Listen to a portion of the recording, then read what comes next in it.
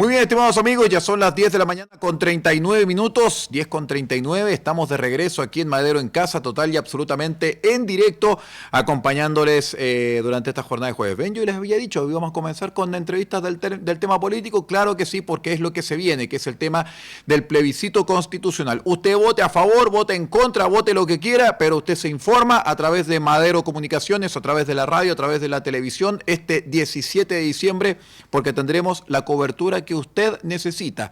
Vamos a tener comentaristas, vamos a tener también a nuestros periodistas en terreno, nuestro excelso panel de estrellas acá conversando con nosotros, en fin. Así que toda la gente de Madero Comunicaciones, hasta el jefe va a estar con nosotros ese día. Así que ya sabe, ya ha ido don Francisco, don Percival, van a estar acá con nosotros también ese día, acá comentando y conversando el proceso eleccionario.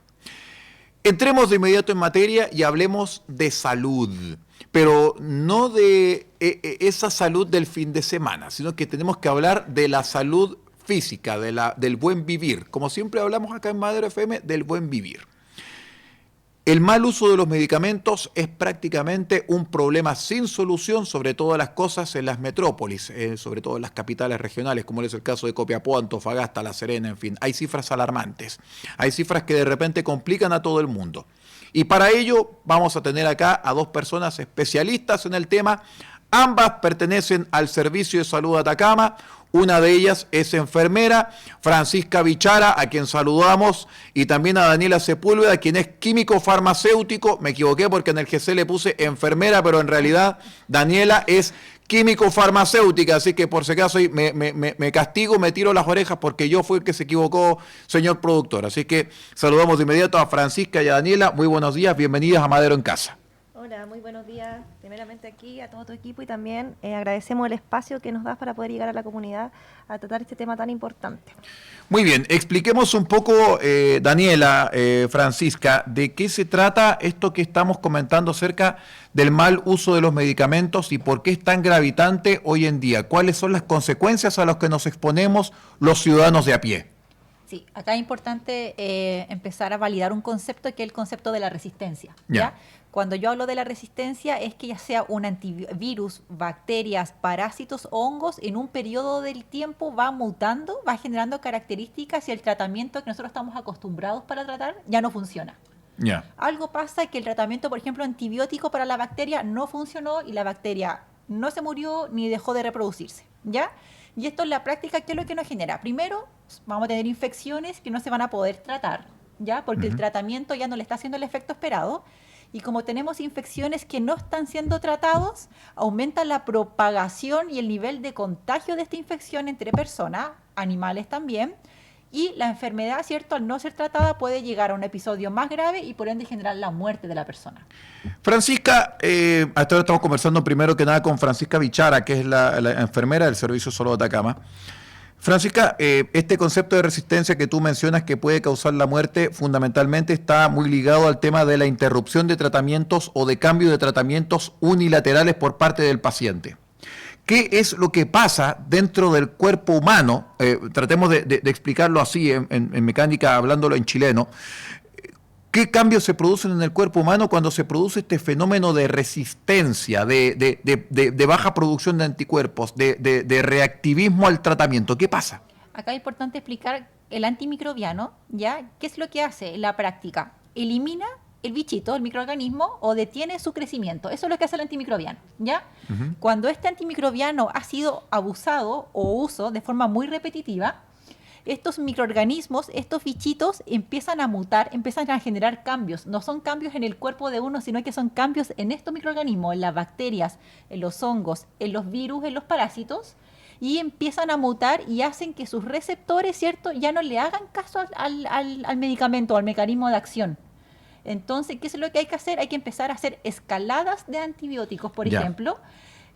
Tenemos... Bueno, los dividimos en 3 grupos, ¿cierto? Pero primero están los básicos, ¿cierto? Que son los que tienen un acceso más ilimitado en la población, que son el ciprofloxacino, por ejemplo, que sabemos que está considerado en ciertas infecciones.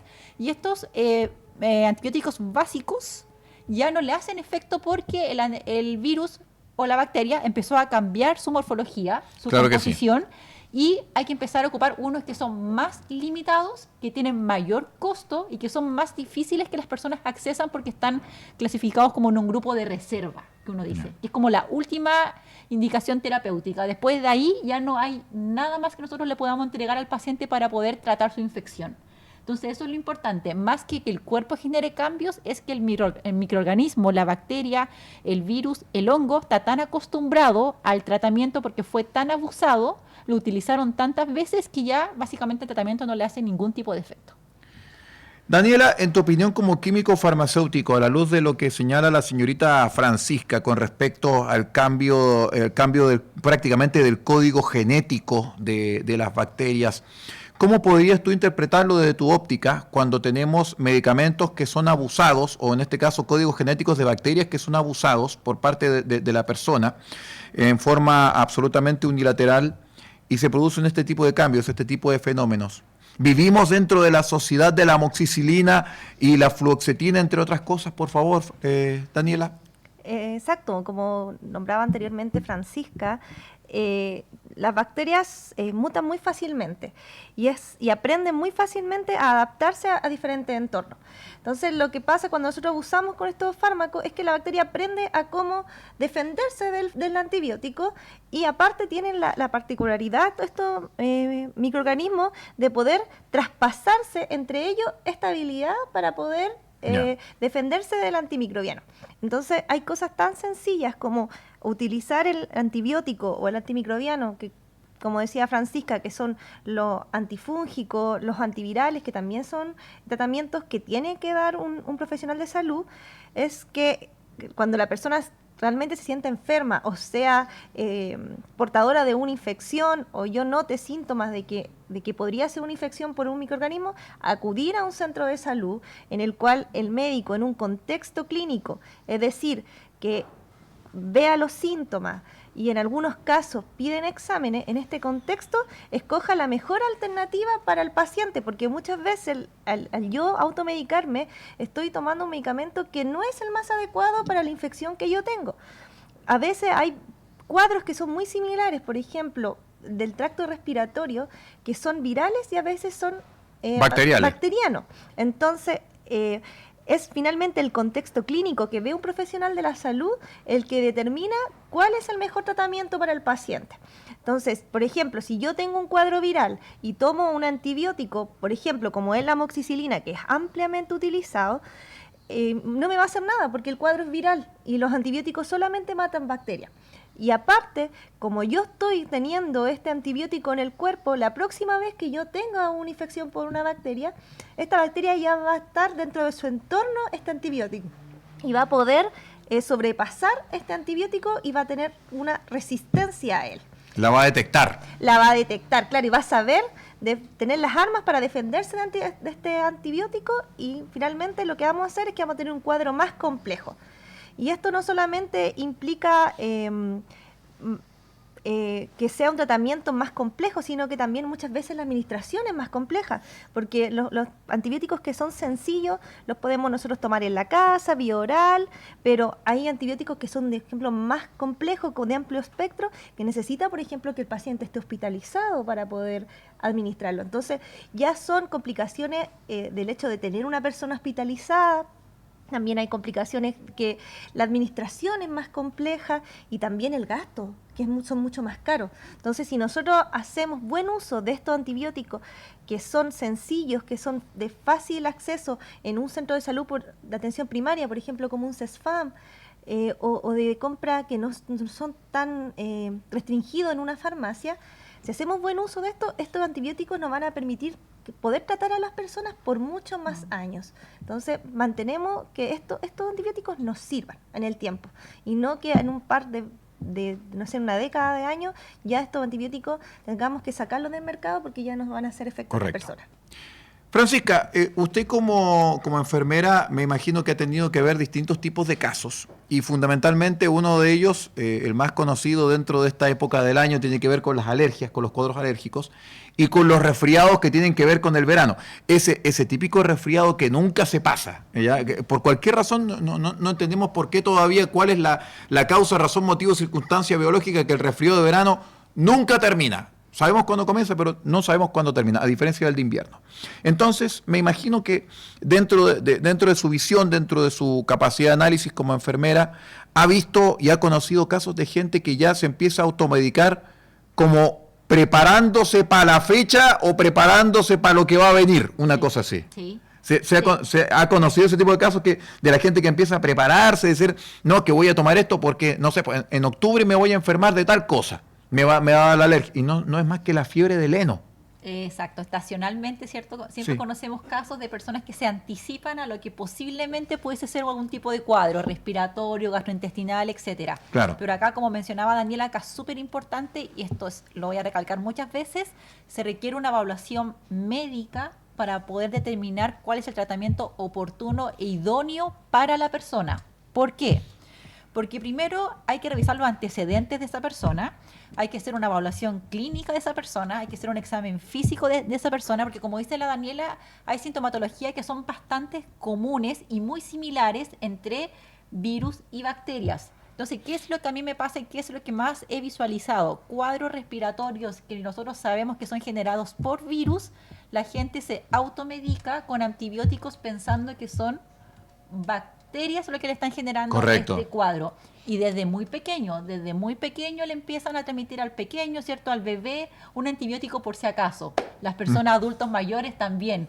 Una amoxicilina por si acaso. Me duele la garganta, voy a tomar una amoxicilina. O me duele al hacer pipí, siento molestia, una orina muy concentrada, voy a tomarme un antibiótico porque yo creo que tengas una infección. una infección urinaria. Pero ese creo es muy distinto a cuando un profesional idóneo, ¿cierto?, le hace un examen físico, lo evalúa y lo determina. Eso es lo primero, la toma anticipada de tratamiento. Y lo otro, que también hace referencia a lo que hablaba la Dani, es cuando la gente ya tiene su tratamiento indicado por su médico y acorta el tratamiento porque ya se siente mejor. Por Sí. ejemplo, un antibiótico que está para 7 días, obviamente uno al segundo, tercer día ya se empieza como a ver cambios, mejora, cortan el tratamiento, o por el contrario, aumentan el tratamiento. ¿Ya? Los antibióticos tienen un tiempo limitado, ¿ya? Por lo general son 7, 10 días. En situaciones especiales uno extiende más la terapia, pero eso tiene una razón de ser, ¿ya? Y es justamente porque si usted consume este antibiótico por un periodo más prolongado, usted le está haciendo un flaco favor a la resistencia antimicrobiana, ¿ya? Entonces, uno está el tema de la indicación, otro está no consumir antibióticos o antimicrobianos porque yo creo, porque yo asumo, Porque me va a pasar. porque me va a pasar, porque yo vi que la persona lo estaba haciendo. Y también muy importante, mi tratamiento que me da el médico es mío, porque me hizo una evaluación. Ujú. ¿Qué es lo que vemos también? Que comparten los tratamientos. Acá está mucho el de, no, a mí me pasó lo mismo y a mí el médico me dio esto por tanto tiempo, por tantos días, hazlo tú igual. Eso también es una muy mala práctica, que lo hemos visto, ¿ya? El tratamiento va dirigido a la persona. Lo que yo tomo y en el tiempo es para mí, que no quiere decir que para mi compañero, para mi familiar, para mi hermano, para mi esposo va a ser lo mismo. Tenemos todos un código genético distinto. Exacto. Exactamente. Y por lo tanto, respecto de los códigos genéticos y respecto de estos factores, por ejemplo, Daniela, ¿qué factores pueden acelerar la aparición y la propagación de la resistencia a los antimicrobianos, tomando en cuenta ya todos los factores que hemos puesto sobre la mesa?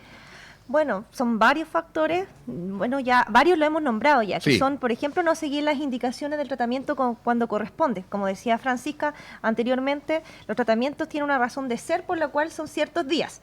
Porque aunque yo me sienta mejor al segundo o al tercer día, eso no quiere asegurar que yo haya matado todas las bacterias que yo tenía causándome esta infección.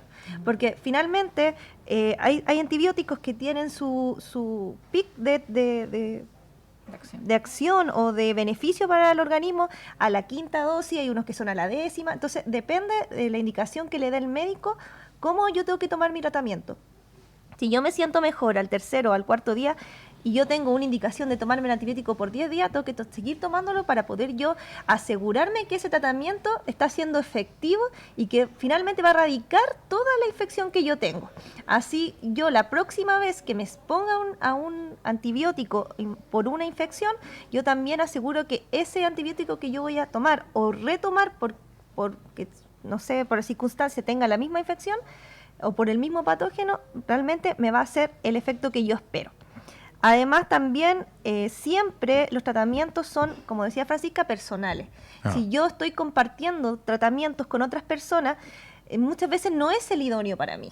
¿Ya? Porque, por ejemplo, para tratar una infección respiratoria hay una amplia gama de antibióticos. Para tratar una infección urinaria también hay varias alternativas. Pero eso no quiere decir que la que le dieron a mi tío, a mi abuelita, a mi vecino va a ser también la más idónea para mí.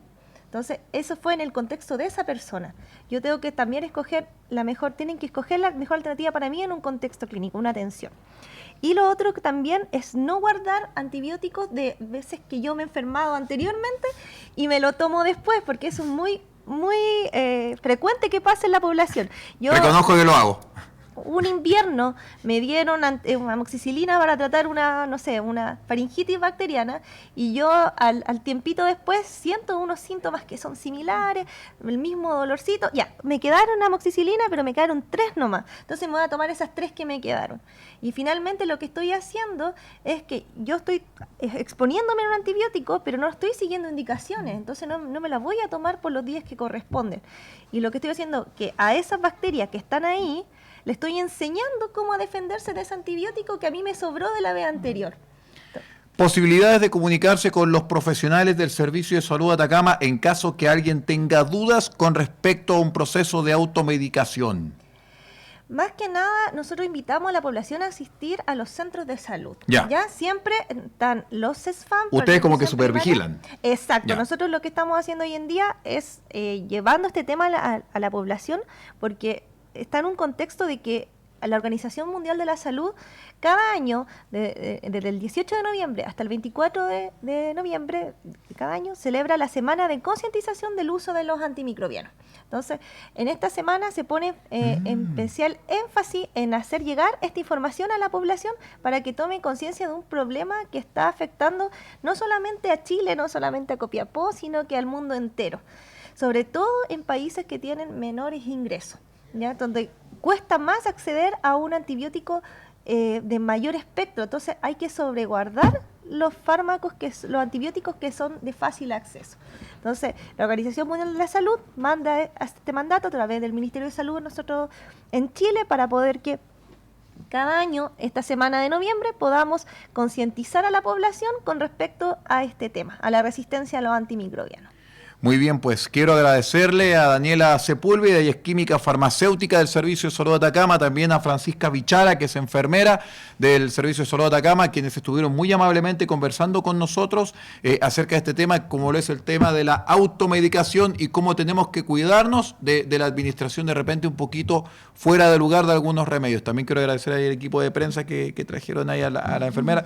Importante, no perdamos el contacto con el Servicio de Salud de Atacama, porque siempre es importante estos temas del buen vivir. Muchas gracias, Francisca. Muchas gracias, Daniela, por estar con nosotros. Muchas gracias a usted por esta oportunidad. Y gracias por la paciencia, por esperarnos, porque llevaron 1 hora esperando el poder hablar. Así que muchas gracias, muchachas. Se les agradece. Tiene paciencia de enfermera, usted tiene paciencia de químico farmacéutico. Está bien. Muy bien, pues. Muchas gracias. Nosotros vamos a una breve pausa musical y comercial aquí en Madero FM y continuamos con la conversación, continuamos con las entrevistas y con los invitados. No nos deje.